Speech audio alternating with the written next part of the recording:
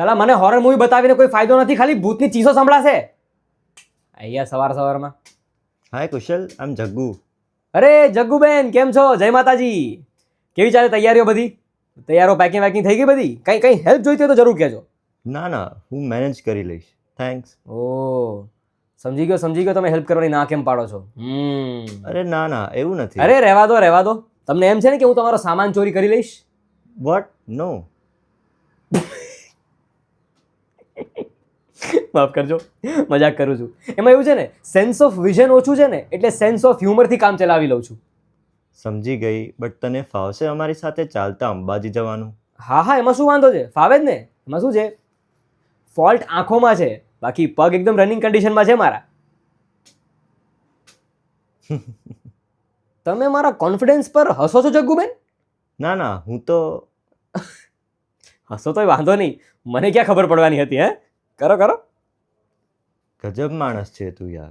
મને એમ કે તું અંબાજી કેમ આવું છું? દર્શન માટે. એમાં એવું છે ને, એમ પણ આ પોળમાં એકને એક વસ્તુ જોઈને થાકી ગયો છું. સાંભળ્યું તમે? એકને એક વસ્તુ જોઈને થાકી ગયો છું.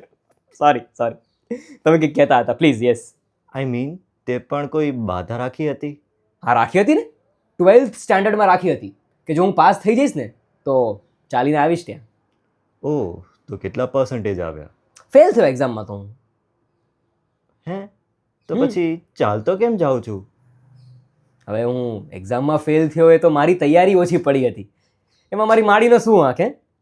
એમ પણ એવી અમુક વસ્તુઓ હોય છે જે આંખોના ડૉક્ટરને ના દેખાય, પણ જેને આંખો ના હોય એને દેખાઈ જાય. અરે છો કે જતા રહ્યા, લોગિન લોગઆઉટ કરવાનું રાખો યાર, પછી કહેતા નહીં કુશલ ગાળો આપે છે. અહીં જ ઊભી છું. આંધળાના વિશ્વાસને અંધવિશ્વાસ નહીં ગણતા જગ્ગુબેન. ચલો કોઈ વાંધો નહીં, બાય. મારે જવું પડશે કેમ કે પેકિંગ બાકી છે અને મને લગભગ આખી રાત જશે એમાં.